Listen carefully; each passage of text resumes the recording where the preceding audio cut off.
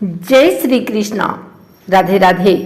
आइए सुनते हैं भीष्माष्टमी की कथा। पूजन विधि। आज भीष्म अष्टमी है। माघ माह के शुक्ल पक्ष की अष्टमी तिथि को पितामह भीष्म ने अपने प्राण त्याग किए थे।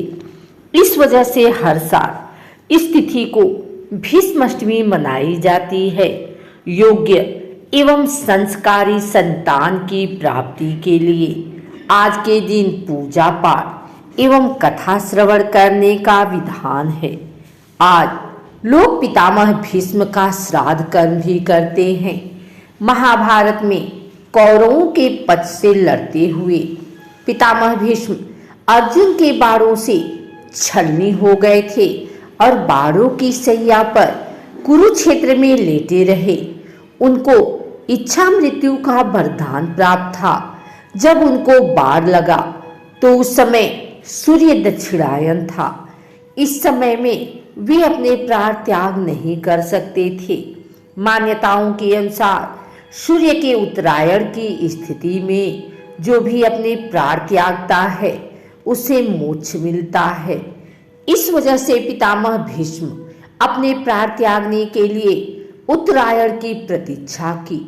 मकर संक्रांति से जब सूर्य उत्तरायण हो गए तब पितामह भीष्म ने अपने प्राण माघ शुक्ल अष्टमी को त्याग दिए। भीष्म अष्टमी के अवसर पर आइए सुनते हैं भीष्म प्रतिज्ञा एवं इच्छा मृत्यु वरदान से जुड़ी यह कथा। कथा के अनुसार हस्तिनापुर के राजा शांतनु का विवाह देवी गंगा से हुआ था। उनसे एक पुत्र हुआ जिसका नाम देवव्रत रखा गया। पितामह भीष्म के बचपन का नाम देवव्रत था। देवव्रत को महर्षि परशुराम से शिक्षा मिली और देवव्रत एक कुशल योद्धा बने। उसके बाद उनको हस्तिनापुर का राजकुमार घोषित कर दिया गया। उधर राजा शांतनु को सत्यवती नामक कन्या से विवाह की इच्छा हुई। विवाह के प्रस्ताव पर उसके पिता ने शर्त रख दी कि उसकी बेटी के ही पुत्र हस्तिनापुर के उत्तराधिकारी होंगे। अब राजा शांतनु धर्म संकट में पड़ गए। तब देवव्रत ने अपने पितृभक्ति की मिसाल पेश करते हुए प्रतिज्ञा ली कि वे कभी विवाह नहीं करेंगे और न ही हस्तिनापुर का उत्तराधिकारी बनेंगे। देवव्रत की यही प्रतिज्ञा भीष्म प्रतिज्ञा कहलाती है।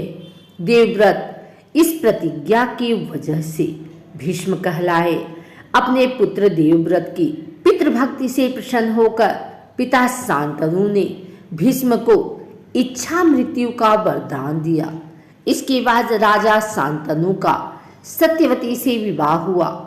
कौरवों और पांडवों में जब महाभारत का युद्ध हुआ तो पितामह कौरवों के सेनापति थे। भीष्म के रहते पांडव विजयी नहीं हो सकते थे। तब रणनीति के तहत शिखंडी ने उनको युद्ध के लिए ललकारा और उन्होंने अपना धनुष रख दिया। तब अर्जुन ने उन पर प्रहार किए और वे बाणों से छलनी हो गए। इस प्रकार से पितामह भीष्म बाणों की सैया पर लेट गए। उत्तरायण में माघ शुक्लाष्टमी को अपने प्राण त्याग दिए।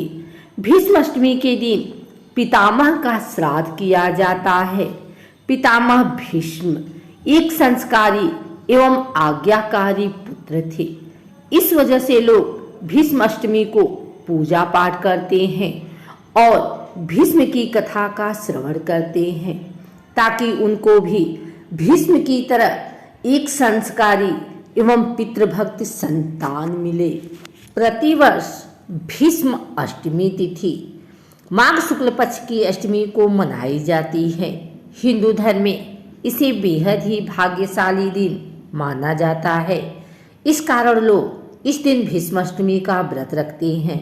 यह तिथि महाभारत के महान पात्र भीष्म पितामह को समर्पित है। मान्यता है कि इस दिन भीष्म पितामह ने अपने प्राणों का त्याग किया था।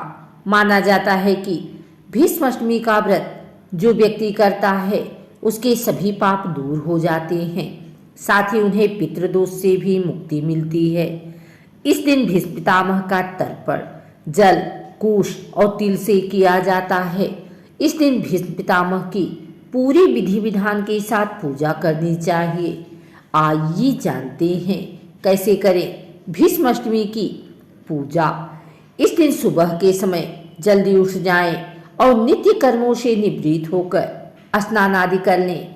अगर संभव हो तो किसी पवित्र नदी या सरोवर में स्नान करें। अगर यह संभव न हो तो घर में नहाने के पानी में ही गंगा जल मिला लें। स्नान करने के बाद हाथ में तेल जल आदि लें और दक्षिणाभिमुख होकर तर्पण करें। अगर आप जनेऊ धारण करते हैं तो आपको इसे दाएं कंधे पर लेकर ऐसा करें। तर्पण के समय निम्न मंत्र का जाप करें। जब विधि विधान के साथ तर्पण पूरा हो जाए तो जनेऊ को दोबारा से बाएं कंधे पर लें, फिर गंगापुत्र भीष्म को अर्घ्य दें। अगर आपको हमारी वीडियो अच्छी लगी हो तो इसे लाइक करें, कमेंट करें, शेयर करें। हमारे चैनल को सब्सक्राइब करके बेल नोटिफिकेशन ऑल पर सेट कर लें ताकि आगे आने वाली वीडियो सबसे पहले आप तक पहुंच सके। धन्यवाद।